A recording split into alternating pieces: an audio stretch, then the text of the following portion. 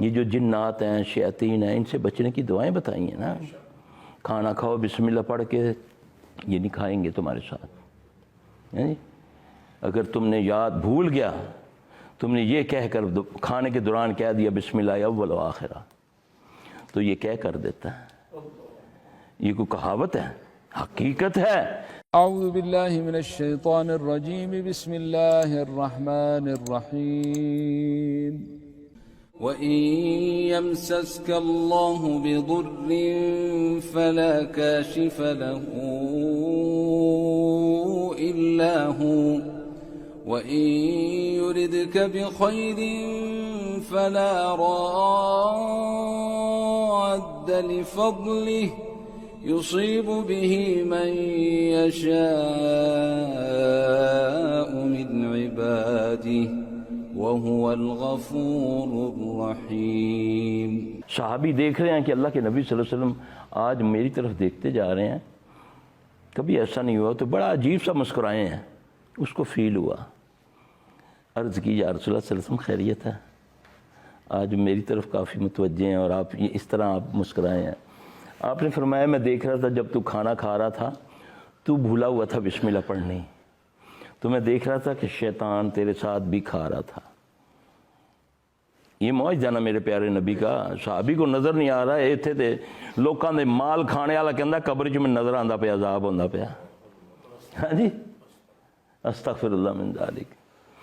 اس آپ صلی اللہ علیہ وسلم نے فرمایا جب تجھے یاد آ گیا، تم نے جیسے ہی یہ پڑھا نا بسم اللہ اول و آخرہ، تو اس نے کہہ کر دی، اس کا کہہ کرنے کا انداز دیکھ کر مجھے ہنسی آ گئی.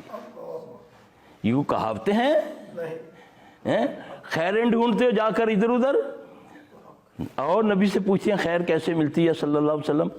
آپ نے فرمایا جس گھر میں ہاتھ دھو کر کھانا کھایا جائے اور کھانے کے بعد ہاتھ دھوئے جائیں، اس گھر سے کبھی خیر ختم ہی نہیں ہوتی.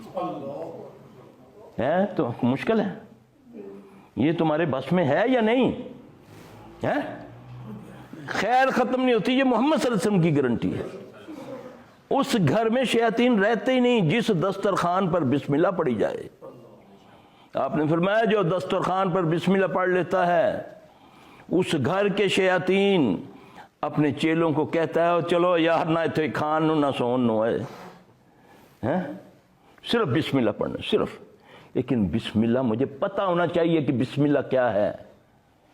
بسم اللہ اندر سے، میں اللہ کے نام سے. اس نے تو تمہیں بسم اللہ سے اتنا دور کر دیا کہ تم جہاں پر بیٹھتے ہو 786، اس نے 786 میں کنورٹ کر دیا بسم اللہ کو. کیا بنتا ہے یہ؟ کبھی غور کیا؟ کبھی اپنے کے نام کی اعداد نکالو نا، پھر لوگوں کو بولو مجھے اس نام سے پکارو نا. بسم اللہ ہری کرشنا بنتا ہے، ہری کرشنا بنتا ہے بسم اللہ. ابھی ابھی ابھی کرو، ابھی بتاؤں. اپنے موبائل کے اندر ڈالو، پلے اسٹور پہ جاؤ، وہاں پر اعداد کیلکولیٹر ڈالو. کیا ڈالو؟ سب کو بتا رہا ہوں، دنیا بھی جائے، دنیا کو بھی پتہ چلے گا. کون سا آپ نے ڈالنا ہے؟ اعداد کیلکولیٹر ڈالو گے، اس میں آپ لکھیں ہری کرشنا، نیچے رزلٹ آئے گا 786. کتنی توہین ہے اللہ کے نام کے ساتھ، اور اس کی دو صفتیں سب سے بڑی، رحمان و رحیم کی صفت سب سے بڑی ہے. تو گناہ کرتا رہے وہ تجھے معاف کرتا رہے گا، یہ صفت ہے اللہ کی. اس کو کس نے میں کنورٹ کر دیا؟ 786 میں.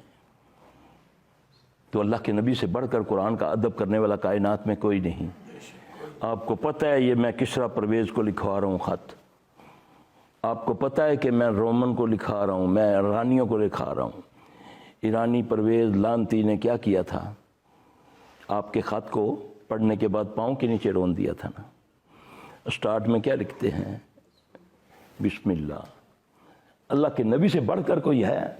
پھر اس مفتی مولوی سے پوچھو بدبخت، نیچے تو نے قرآن لکھا ہے، سورہ اخلاص لکھ دی ہے، یا آیت الکرسی لکھ دی ہے، یا قرآن کی کوئی آیت لکھ دی ہے، تو نے بسم اللہ کی جگہ 786 کیوں لکھا ہے؟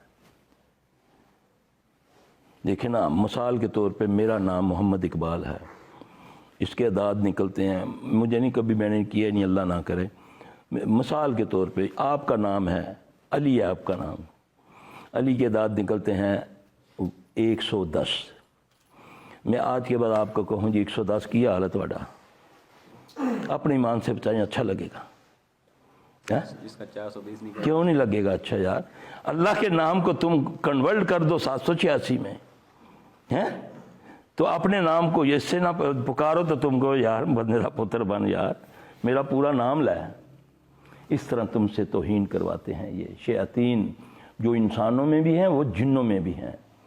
عقلی دلیلوں پر نہ جایا کرو، عقلی دلیل تو تمہیں کافر کر دیتی ہے۔ وہ کہتی ہے اللہ کو کس نے پیدا کیا؟ اللہ نے تو مجھے پیدا کیا ہے، ثابت کرو کہ اللہ کو کس نے پیدا کیا۔ عقل یہ کہتی ہے۔ نقلی دلیل پر جاؤ، نقل کہاں سے لیا کرو؟ قرآن اور حدیث سے۔ حضرت علی رضی اللہ عنہ سے کسی نے پوچھا نا کہ عقل دین کتاب ہے یا دین عقل کتاب ہے؟ فرمایا عقل دین کتاب ہے۔ مثال دی کہ دیکھیں مسح ہم کرتے ہیں، اوپر پاؤں تو نیچے سے گندا ہوتا ہے۔ جب آپ مسح کرتے ہیں نا مسح، تو اوپر کرتے ہیں نیچے؟ اوپر کرتے ہیں نا۔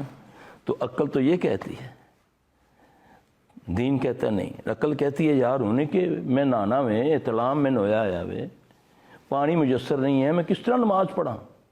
عقل نہیں مان رہی، پانی بھی نہیں ہے لیکن نماز تو میں نے پڑھنی ہے۔ دین کہتا ہے مٹی سے تیمم کر لے، تیرا اندر پانی سے تو جسم پاک ہوتا ہے، اندر سے تیری ہڈیاں پاک ہو جائیں گی تیمم سے۔ یہ نبی صلی اللہ علیہ وسلم نے فرمایا۔ کرو، اجازت ہے تمہیں، قرآن کہتا ہے۔ پانی میسر نہیں ہے، بیمار ہو، اور پھر ایک بات یاد رکھنا، خاص کر ان مولویوں کو، ان پیروں کو جو کسی فیلڈ کے بارے میں جانتے نہیں ہیں اور پھر اس پر کلام کرتے ہیں، جیسے یہ بیچاروں کے ساتھ ہوا۔ ایک صحابی سفر میں ہے، کچھ گروہ، اس کو چوٹ لگتی ہے سر میں، پتھر لگتا ہے، اس کا سر پھٹ جاتا ہے، نماز کا ٹائم ہوتا ہے۔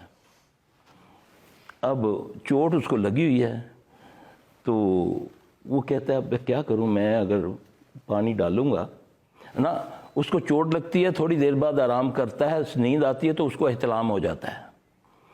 اب وہ غسل اس پر فرض ہو جاتا ہے۔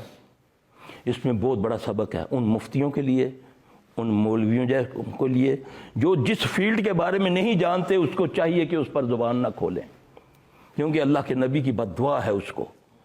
اب وہ صحابہ آپس میں کہتے ہیں، وہ کہتے ہیں یار میں اب ناپاک ہو گیا ہوں، سفر بھی ہے، پانی پتہ نہیں ملے یا نہ ملے۔ انہوں نے بولا ہے مشکیزوں میں پانی، تم پانی یوز کر لو، یہ تو حکم ہے کہ جب پانی نہ ہو تو پھر تیمم کرو۔ وہ غسل کیا انہوں نے، ان کے زخم میں پانی گیا، وہ مر گیا۔ اب یہ بات پہنچی نبی صلی اللہ علیہ وسلم، یہ صحیح روایت ہے۔ صحابہ کے نبی صلی اللہ علیہ وسلم سے عرض کی تو آپ صلی اللہ علیہ وسلم نے فرمایا تم لوگوں کو موت آ جائے، تم مر جاؤ، تم نے اس کو قتل کر دیا، اس کے زخموں کو پانی لگا دیا، جس چیز کا تمہیں علم نہیں ہے اس کے بارے میں کیوں تم نے کہا؟ اس کو پٹی کر دیتے، وہ اس پر مسح کر لیتا۔ یہ اللہ کے نبی حدیث ہے، یہ گائیڈ مل گئی، گائیڈنس تمہیں، بخار ہے تمہیں، پانی نقصان دے گا، مت نہ آؤ، لیکن نماز پڑھو گے تو یمم کرو۔ یہ تھوڑا لکھا ہے حدیث میں کہ جنہوں 104 بخار ہے وہ تو کرے تیمم، تے جنہوں 101 کہتے ہو وضو کرے۔ جو بیمار ہے، جس کو چوٹ لگ گئی ہے، ڈر ہے، سہولت دی ہے تمہیں۔ جو نہیں نماز کھڑے ہو کے پڑھ سکتا، عاجز ہے، وہ بیٹھ کے پڑھے۔ اللہ کے نبی ایک صحابی کے گھر میں جاتے ہیں صلی اللہ علیہ وسلم، وہ کسی معاملے میں معذور ہے، بیٹھ کے نماز پڑھ رہا ہے، لیکن اس کو نہیں پتا، اس نے آگے ایک لکڑی کا گٹھا رکھا ہوا ہے، وہ جب سجدہ کرتا ہے اس پر سر رکھتا ہے۔ آپ صلی اللہ علیہ وسلم نے نماز کے دوران اس کے آگے سے وہ ہٹا دیا۔ اس کے دل میں آتا ہے کہ شاید آپ صلی اللہ علیہ وسلم نے محسوس کیا کہ شاید یہ لکڑی مجھے تکلیف دیتی ہے۔ اس نے پاس ایک تکیہ پڑا ہوا تھا، اس نے تکیہ آگے رکھ لیا، اس نے اس پر سجدہ کیا تو آپ نے اس کو بھی ہٹا دیا۔ نماز کے بعد آپ نے فرمایا تو معذور ہے، کیوں اپنے آپ کو تکلیف دے رہا ہے، تیرے لیے اتنا ہی کافی ہے، جنبش کر رہا ہے نا تو، اجر تو تجھے پورا ملے گا نا، حجر اسود کے لیے کیوں لڑتا ہے، کیوں لوگوں نے دھکے دیتا ہے، دور سے بھی کہے گا اللہ اکبر تو تجھے اتنا ہی ثواب ہے نا، تجھے اتنا ہی ثواب ہے جتنا وہ چومنے والے کو ہے، ایویں خام خواہ دھکے ماری جانا پہ، تو نے اجر چاہیے نا، اجر چاہیے تو اجر مل جائے گا نا تجھے، تیرے پاس پیسے نہیں ہے نا، دل تڑپتا ہے نا، تیرا دل تڑپتا کہ میں حج کروں، عمرہ کروں، روز کر سکتے ہو عمرہ، اشراق کی نماز پڑھو، عمرے کا ثواب ہے، نہ پاسپورٹ، نہ پیسے، نہ صحیح، نہ صفا مروہ، نہ کچھ نہ کہا، پورے عمرے کا ثواب ہے، محمد صلی اللہ علیہ وسلم نے فرمایا نا، رکھا اس نے امیر کے برابر رکھا نہیں تمہیں، امیر تو پیسے خرچ کے جائے گا، تیرے دل میں تمنا ہے، حج کی تمنا ہے،